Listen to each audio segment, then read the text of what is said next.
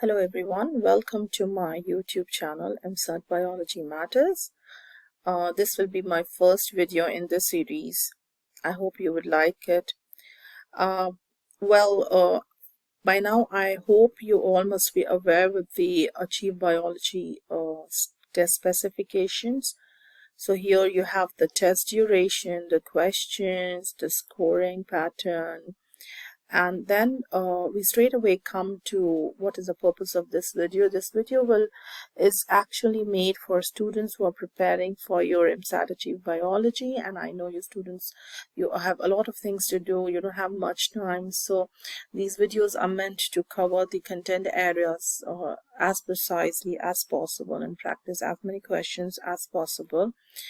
So let's quickly start with this. So this is what you're supposed to know in the first content area, which is from molecules to living organisms, structure and function. And today in this video, we'll be just dealing with the first content specification, which is distinguish between the four major categories of carbon compounds in terms of composition, energy values, and primary functions of the body. So let's start. So this is your section 1. And this is what you're supposed to know. So let's quickly start with the basics. So first thing you have to know is the difference between a monomer and a polymer. So monomers are, mono means one, poly means many. So monomers are basically your many small molecules that makes up your polymer. You can just imagine the monomers as being the beads of a necklace. They come together to make a necklace, and this necklace is a polymer. So a polymer is a macro. Macro means a large molecule. Anything which is a big or a large molecule, we'll call that a macromolecule. Now for your EMSAT biology, you're supposed to know about the four major organic macromolecules, which is your carbohydrates, lipids, proteins, and nucleic acids like DNA and RNA. Before we move into that, you are supposed to know what do you mean by an organic. Organic is something which contains the element carbon. Remember, the carbon is an element in the periodic table. So the next thing you have to know is what are the macromolecules, the four macromolecules you're supposed to know for EMSAT biology, and what are they made up of. So carbohydrates, they're made up of monomers called monosaccharide. The lipids, they are made up of monomers called fatty acids and glycerol. Proteins are made up of amino acids, and nucleic acids are made up of nucleotides. Look at the picture here. Starch. Starch is a carbohydrate. It's a polymer. It's made up of many small monomers. Each one here, it's a glucose unit. Look here how the glucose looks like. In the EMSAT exam, they would give you some structures basically, and they will ask you which structure is that. Is it a protein, or is it a lipid, or is it a carbohydrate? Whenever you see a hexagon thing, it has to be a glucose. Sometimes they will not give you this hexagon thing. They might give you something which is skeleton, carbon skeleton. We'll also practice that later on in the next videos. Right now, let's focus on the basics. So after this, we straight away come to the first macromolecule, which is a carbohydrate. Carbohydrates are made up of carbon, hydrogen, and oxygen. Okay, so the carbohydrate, the main function is, first of all, you should know that the main energy molecule in your body. Okay, and they give you very fast energy, but this energy is not long lasting. Okay, so in your exam, you're supposed to know about the three types of carbohydrates: mono, di, and polysaccharides. As I've already discussed, mono means one, saccharide means sugar. So monosaccharides are made up of only a single sugar molecule. Example, glucose, fructose, and galactose. Di means two. So disaccharides are made up of two sugar molecules linked together.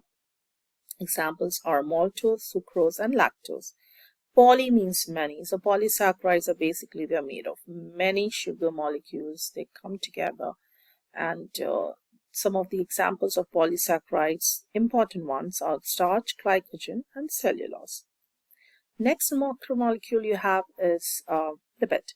Lipid gives you slow energy, takes time, but the energy that it gives you is very long lasting. Okay, basically lipids are involved in structural support and cell signaling, and there are some special lipids which we'll discuss immediately after this slide. So the lipids can be of different types: saturated and unsaturated. Saturated, please remember, they do not have any double bond. Look at the structure here. There's no double bond between the carbon atoms. But unsaturated, they have at least one double bond. So if they have one only double bond, we call that monounsaturated. If they have more than one double bond between the carbon atoms, we call that polyunsaturated fatty acids. The next important thing, S for saturated, S for solid. So saturated fatty acids are solids at room temperature, and they're obtained from animals only. For example, fats, examples butter. Monounsaturated, usually from plants like olive oil that you have, and the unsaturated ones are liquid at room temperature. Please remember that. Polyunsaturated example, the best example are your essential amino acids. Essential amino acids or the essential fatty acids here is, I'm not talking about the amino acids here, we're talking about unsaturated ones. But please remember, even for the amino acids, the same concept goes. Essential fatty acids or essential amino acids, they are the acids that are needed for your body. They help in proper functioning of the body, but your body cannot produce it. So you have to take it from outside. So the example of your essential fatty acids are your omega-3 and omega-6 fatty acids, which you can find in fish oil and flax oil. And for amino acids, we also, when we go to amino acids, you will see there are many essential fatty acids, around 20, which help, essential amino acids, around 20, which helps in building up different proteins, and it helps in different body functions. Well, coming to the structure part of lipids, look at how the lipids look like here. When you see a long chain carbon atom, look how long is the chain, the carbon chain. It has to be a lipid. So if you don't see any double bond here, it has to be a saturated fatty acid. And if you see at least one double bond between the carbon atoms, you know it's an unsaturated fatty acid. Okay. The next thing is one important type of lipid that you need to know for the exam. They are phospholipids. So phospholipids are basically everything that makes up your cell membrane. They have everything to do with your cell membrane, and we'll discuss that later on. Phospholipids, they have the structure, a head and two tails. The head is hydrophilic, it loves water, and the tails are hydrophobic, they hate water. Look how the cell membrane is arranged. It's arranged in two layers, so head and tail, tail and head. So because the tail hate water, so they are never found on the outside. They're always found on the inside. Because outside here you have water, here you have water. So the heads, they love water. They always face water. The tails, they do not love water, so they will never face outside. Okay, another important types you have to know are steroids and waxes. Steroids are having a 4-ring structure like this. The best example is cholesterol. Cholesterol is what makes your plasma membrane or the cell membrane fluid, and they also make up some of the sex hormones in the body. Coming to waxes, waxes have a structure like this, which you have an alcohol chain and a fatty acid chain. And the best example of waxes are the plants. The plants have leaves which have a wax covering which helps them to prevent the water loss. Next, coming to proteins. Proteins are the most abundant macromolecules in the body. They are macromolecules, they are polymers, so they have to be made of monomers. Monomers in this case are your amino acids. Proteins have a variety of functions in your body. The best thing is enzymes. Enzyme is something which speeds up chemical reaction in your body. Okay, then there are structural proteins like collagen. They're found in your skin, ligament, tendons, bone, hairs, muscles, everywhere. And they also make antibodies and hormones. They help in muscle contraction, blood clotting, and remember the substance hemoglobin, which makes your red blood cell or your blood red, is also a protein. Okay, you have to know next the structure of a protein. The protein, please remember, have these basic components. You always have a central carbon atom. It will have 3 groups always there.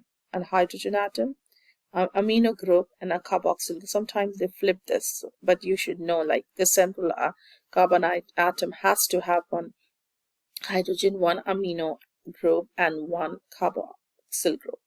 The only thing which changes is this R. It's also called the variable chain or the variable group. So this R changes. Remember, there are 20 amino acids, more than that. So what changes between one amino acid to the other is this R chain. Okay, and the rest, these three, always remain the same from one amino acid to the other. Next, you have to know the structure of proteins, the different levels of structure.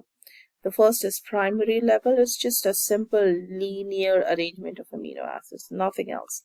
Now, when this linear arrangement, they come together and they form hydrogen bonds, they form a pleated sheet like this and an alpha helix.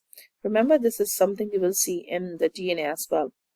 Now, so it's a helical structure, but DNA is not a protein. Please remember that. It's a nucleic acid. But the shape I'm talking about, the helix, it's also helical in shape. Anyways, so when the alpha helix and pleated sheet, they come together, they form a three-dimensional structure. We call that the tertiary structure of a protein. What is the quaternary structure? It's a more complex structure where multiple proteins, they come together. Okay, so there are more than one polypeptide here. Coming to the next one, which is the last macromolecule, nucleic acid. They are polymers of macromolecules. They're made up of nucleotides. A nucleotide will always have these basic structures. It will always have a pentose sugar. Pentose means a carbon containing a sugar containing 5 carbons. So you have 1, 2, 3, 4, 5 carbon here. You will always have a phosphate group at one end and a nitrogenous base on the other end. So the best examples of nucleic acids here is your RNA and DNA. So in RNA, what is the difference? Let's look at the difference here. So the RNA has a ribose sugar and the DNA has a deoxyribose sugar. What does the word deoxy? Deoxy means one oxygen molecule less.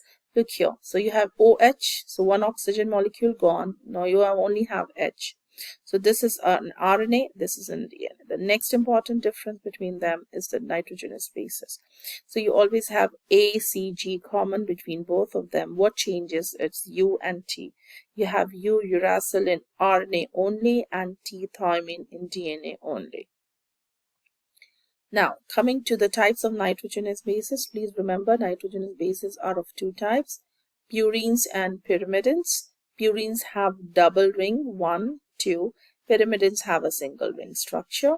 Well, the examples of purines is your A and G, adenine and guanine, present both in DNA and RNA. An example of pyrimidines or pyrimidines is your cytosine, present both in DNA and RNA, but thymine only in DNA and uracil only in RNA. Let's look at this picture, which specifically talks about the difference between DNA and RNA. So DNA is a double-stranded molecule. So you have two strands. RNA is a single-stranded molecule. What is the purpose of DNA? They store genetic information. So you look like your parents because of the DNA. What's an RNA then? RNA is making proteins from your DNA. DNA has the information for making proteins, but it needs help to make proteins. So this is the RNA is the messenger that uncodes the language of DNA to make proteins, which we will see later on in transcription and translation. Please remember the nucleotides which are present, as I said, ATGC in DNA and AUGC in RNA. C and G will always pair up in both the cases, but in case of cis, we don't have uracil, we have thymine, so AT together, AU together, AT in DNA, AU in RNA. Let's practice some questions quickly before we end this video. Well, look at this first question. They give you different structures and they ask you which one is an enzyme. Enzymes we know is a protein. So the moment you look at the picture, you should know. Here, as I said, when you have a long chain carbon, it has to be a fatty acid. So this is not the answer. Look here, this is a hexagon. Hexagon, I said, has to be a carbohydrate. This is also not your answer. When you look at this has to be a protein. So enzymes we know is a protein. Why protein? A central carbon atom with 3 groups, carboxyl group, hydrogen, and amino group, and then this variable group which changes between one amino acid to the other. So the answer here is A. And in the next question, they said, which of the following is it's a saturated fat. Saturated, we know, doesn't have any double bond. So the moment you see there is no double bond, which one doesn't have a double bond? It's CC. So your answer has to be number A. look here, they want you to know the name of the molecule. Look at the structure. As I said, when you have a long chain carbon, it has to be a fatty acids, and since you have a double bond, so it has to be an unsaturated fatty acids. So these are your answers. Now coming to the last slide, now they ask you about, they give you some function like building, repairing tissues and preserving body cells. So what is a carbohydrate? We know is energy. Structural support. Fats also energy. Minerals like carbon, calcium and magnesium, they are present, they're good for your bone growth, teeth growth. So the only answer here, we know the building and repairing. Remember, your nails and hair, everything has proteins, so the answer is protein. And coming to the last question, the main source of energy. Remember, the sources of energy can be carbohydrates, can be fats, but as I said, carbohydrates are the main source of energy. So you will answer, your correct answer will be carbohydrate. So students, with this we finished the first video of the EMSAT biology series. I hope you like it. Please write your comment or feedback, which will motivate me to make more videos for you in the future. Thank you so much.